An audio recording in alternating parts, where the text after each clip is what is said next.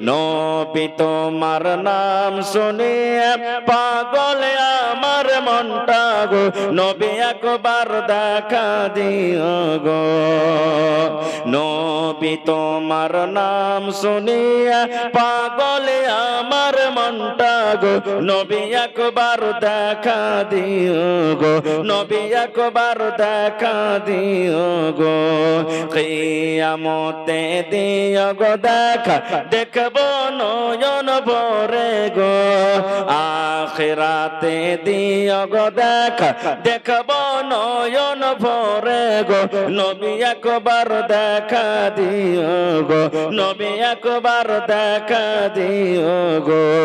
নবীর প্রেমে পাগল হইয়া ঘর বাড়ি ছাড়িলাম গো। নবীর প্রেমে পাগল হইয়া ঘর বাড়ি ছাড়িলাম গো।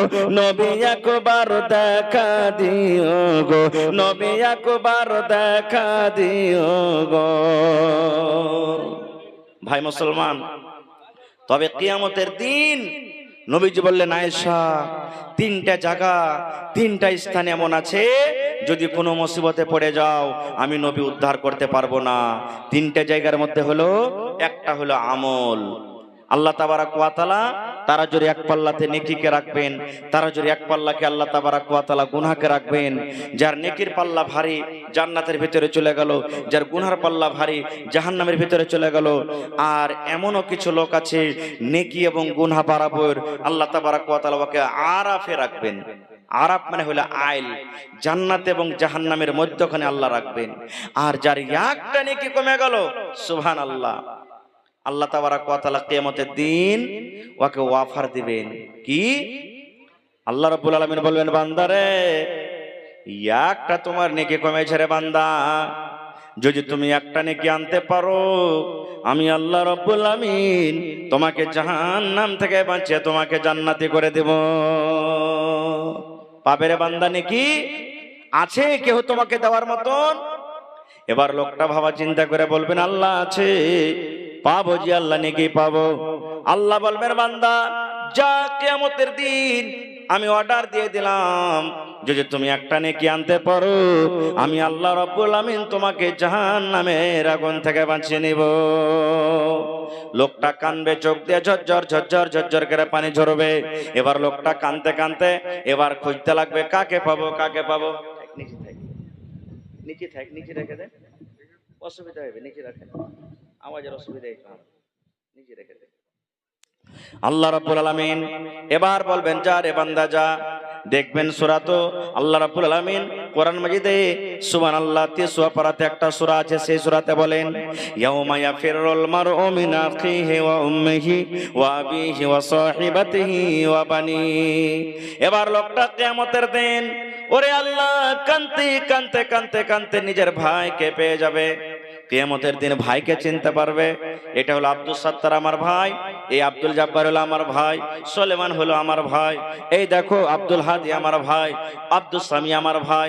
ভাইকে কিন্তু চিনতে পারবে কিয়ামতের দিন। ওই লোকটা কানতে কানতে কানতে ভাইকে বলবে, ভাই হে, ও আমার দরদিনী ভাই, ও আব্দুল জব্বার, আব্দুল সাত্তার ভাই, আমার কিয়ামতের দিন আজকে বড় মুসিবতে পড়ে গেছে, বড় পেরেশানিতে পড়ে গেছে ভাই রে। বলবে, কি পেরেশানি রে ভাই?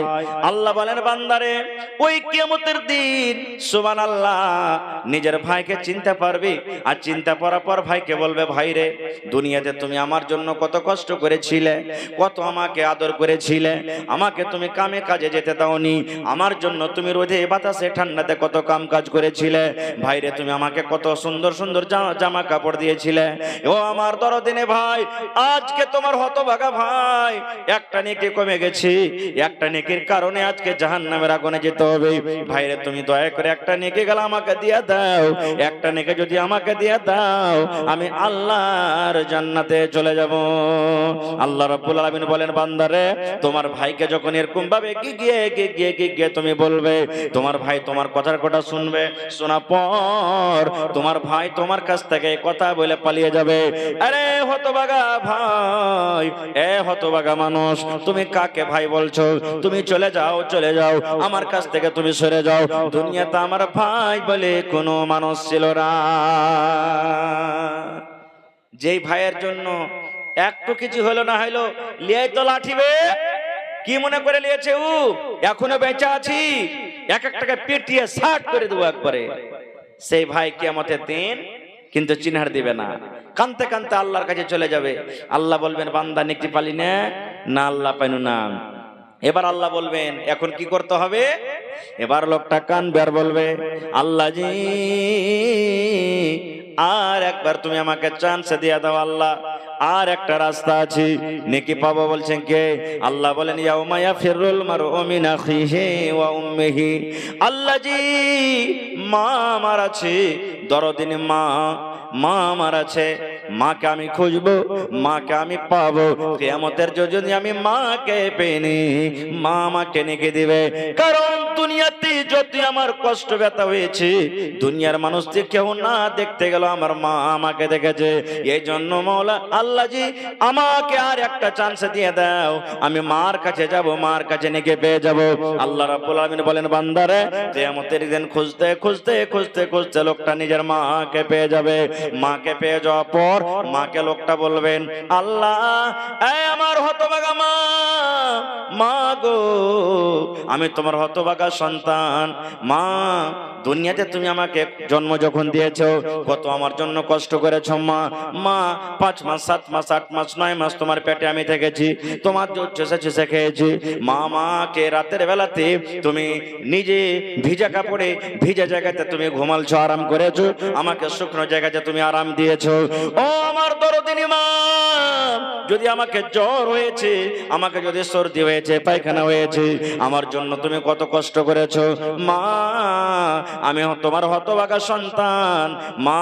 আজকে একটা নেকি আমার কবে গেছে, একটা নেকির কারণে আমাকে আল্লাহর জাহান্নামের আগুনে পড়তে হবে, একটা নেকির কারণে আমাকে জাহান্নামের আগুনে যেতে হবে। মা তুমি দয়া করে একটা নেকি গোলা দিয়ে দাও। আল্লাহ রাব্বুল আলামিন বলেন বান্দারে তোমার মা এই কথা বলে তোমার কাছ থেকে পালিয়ে যাবে। এরে হতভাগা সন্তান, কাকে তুমি মা মা বলে ডাকছো? চলে যাও, চলে যাও, সরে যাও। কারণ আমি দুনিয়াতে কোনো মানুষের মা ছিলাম না, আমার দুনিয়াতে বেটা বলে কেউ ছিল না।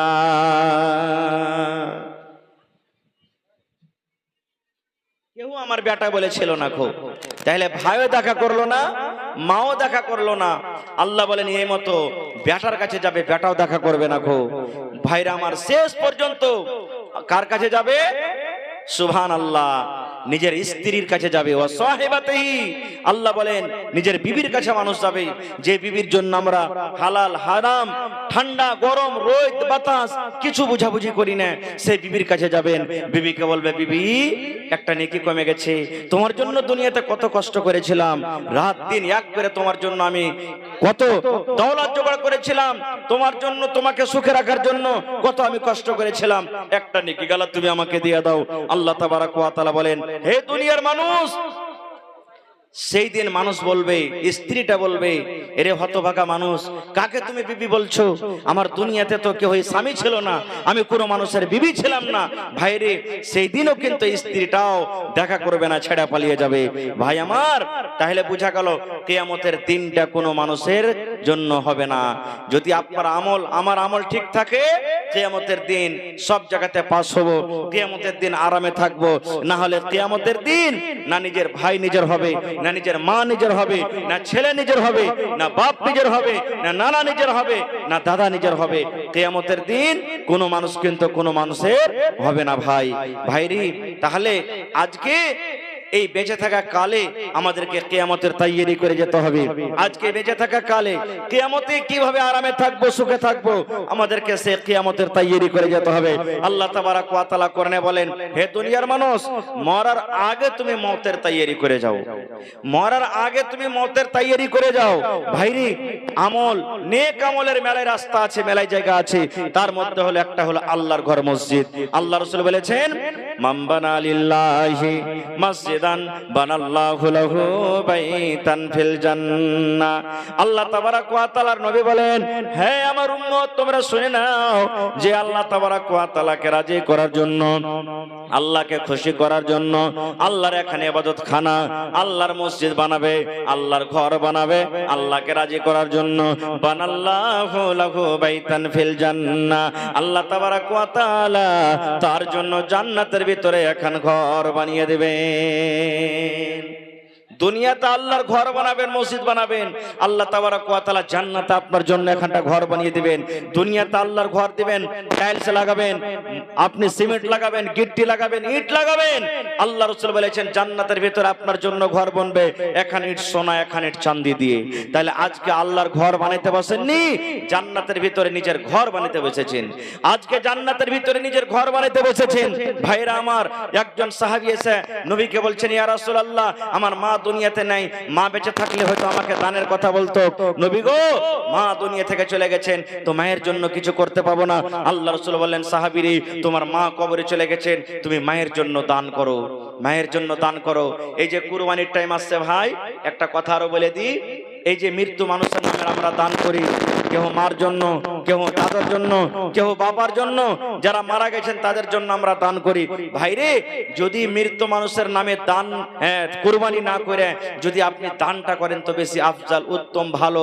তাহলে 4000 5000 টাকা যে আপনি খরচ করে কুরবানি দিবেন, ওই কুরবানির টাকা যদি আপনি মসজিদ ঘরে লাগিয়ে দেন, আপনি নেকি মনে করে, তাহলে ইনশাআল্লাহ কুরবানি থেকে আপনি বেশি নেকি পেয়ে যাবেন। যারা জীবিত মানুষ আছেন তার নামে কুরবানি করেন, আলহামদুলিল্লাহ ভালো, কিন্তু যে লোকেরা মারা গেছেন তাদের নামে যদি দানটা বেশি করে দেন, তাহলে এটা কিন্তু সব থেকে আফজাল, উত্তম, সব থেকে ভালো। এই জন্য ভাই দেখি কোন আল্লাহর বান্দা আজকে আছেন, আমি জানি না আপনাদের গ্রামে কে কেমন লোক আছেন না আছেন, দেখি আল্লাহর ঘরের জন্য, আল্লাহ তাবারাক ওয়া তাআলাকে রাজি করার জন্য একটা লোক কে এমন আছেন 50,000 টাকা আজকে দিতে পারবেন? দেখি মসজিদের জন্য কত লোক সুবহানাল্লাহ জমিন জায়গাওয়ালা আছেন, দেখি কোন আল্লাহর বান্দা আছেন 1 ডিসমিল 1 কাঠা জমিন হয় মসজিদের আশেপাশে থাকলে দিয়ে দিবেন, না থাকলে মাঠে ময়দানে কোন জায়গাতে আছে বিক্রি করে যা টাকা হবে মসজিদে লাগিয়ে দিবেন। এই আপনাদের পাশে একটা গ্রাম আছে মিরকাহা, রোজাতে জালসা করতে এসেছিলাম এই গত রমজানে, সুবহানাল্লাহ আবদার জানালাম, একটা লোক চোখ দিয়ে পানি ঝরছে, নামটা বলছে, কানতে কানতে এসে বলছেন, মৌলানা আমি ডিহির জমিনের, আমি যে জমিনে বসবাস করে আছি সাইড থেকে 1 কাঠা জমিন আমি মসজিদে দান করে দিলাম। দেখি আজকে এই রানীপাত্রা, নাকি এটা রানীপাত্রা গ্রাম না, রানীপাত্রা গ্রামে কোন আল্লাহওয়ালা এমন কেউ আছেন, কোন মা, খালা, দাদি, নানি 1 কাঠা 1 ডিসমিল জমিন দান করতে পারবেন? মাঠে ঘাটে কোন জায়গাতে আছে দান করে দেন, বিক্রি করে যা টাকা হবে মসজিদে লাগিয়ে দিবেন। দেখি কোন মা, দাদি, নানি এমন আছেন 10,000 টাকার টাকা 10টা লোক কেউ এমন আছেন দান করতে পারবেন? 5,000 টাকার টাকা 10টা লোক কেউ এমন আছেন দান করতে পারবেন? এবং 1000 2000 3000 1000 2000 3000 করে 50টা লোক। দেখি কোন মা, দাদি, নানি এমন আছেন 1 বড়া 2 বড়া 3 বড়া 5 বড়া সিমেন্ট দান করতে পারবেন? দেখি কোন আল্লাহ ওয়ালি আছেন কানের, নাকের, সুবহানাল্লাহ এই কয়েকদিন আগে গত 11 তারিখ একটা জালসা করলাম, 8 আনা ওজনের বালি একজন আল্লাহ ওয়ালি খুলে দান করে দিলেন যে মাওলানা আমার জন্য একটু দোয়া করে দেন, আমি 8 আনা ওজনের বালি দান করে দিলাম। সুবহানাল্লাহ। দেখি কোন মা, খালা, দাদি, নানি এমন আছেন আল্লাহর ঘরের জন্য নাকের, কানের, গলার, পায়ের, হাতের গহনা গালা খুলে খুলে দান করতে পারবেন? কিংবা বাড়িতে যে বাক্সতে যেই কাঁসার বর্তন, গিলাস, থালি রাখা আছে, বাড়িতে ইস্তেমাল করে না, ব্যবহার করে না, বাক্সতে থেকে থেকে থেকে সুবহানাল্লাহ খারাপ হয়ে গেল, ওই মাকে বলবো, মা আপনি বাড়িতে না রেখে আল্লাহর ঘরের জন্য আজকে জমা করে দেন, ইনশাআল্লাহ নেকি পাবেন। দুনিয়া তো আল্লাহ ভালো রাখবে, মরার পরও আপনি ভালো পাবেন। তো ভাইরে আসেন তো দেখি, কোন একটা লোক বিসমিল্লাহ করেন 10,000 টাকা, কোন একটা লোক বিসমিল্লাহ করেন 5,000 টাকা, এবং 50টা লোকের কাছে আমি আবদার জানালছি 1000 1000 2000 1000 করে। তার মধ্যে একজন দান এসেছে আমার কোন ভাই কিংবা বোন, সুবহানাল্লাহ 1200 টাকা দান করেছেন। নারে তাকবীর, মাশাআল্লাহ। 50টার মধ্যে এক কলম প্রথম এসেছে, 1200 টাকার দান এসেছে। ভাই দেখি 2 নম্বরে কোন আল্লাহর বান্দা আছেন, মাশাআল্লাহ জি পরিবারের নামে যাচ্ছে, পুরো ফ্যামিলির নামে 2000, নিজের আব্বার নামে যাচ্ছে কে দিলেন এটা? 2500। নাসির স্যার। নাসির সাহেব, মাশাআল্লাহ। সমস্ত ছেলে মেয়ের জন্য 2000, আর নিজের আব্বা মারা গেছে নাকি? আহা হা, জিন্দা আছে, বেঁচে আছেন, তার জন্য 500 টাকা, তো 2500 হলো নাকি? তো মাও বেঁচে আছে নাকি? জি। তো মার লেগে দিবেন না কিছু? না, এটা বাপের নামে 500 কহিলেন। হ্যাঁ হ্যাঁ, আরো 500, 3000 হলো। 5000 পারবে না? 5000 পারবে না? ইনশাআল্লাহ পারবেন। আমার নাসির উদ্দিন সাহেব 10টা কলম চেয়েছি, 5000 টাকার টাকা, ইনশাআল্লাহ পারবেন। একটু জোরে নারা দেন, নারে তাকবীর। নাসির উদ্দিন সাহেব 5000 টাকা ইনশাআল্লাহ দিবেন। হিম্মতে বান্দা মাদাদে খোদা। কয়েন আলহামদুলিল্লাহ, প্রথম কলম এসেছে। আচ্ছা দিয়ে দিবেন। হ্যাঁ, কি লেখা আছে?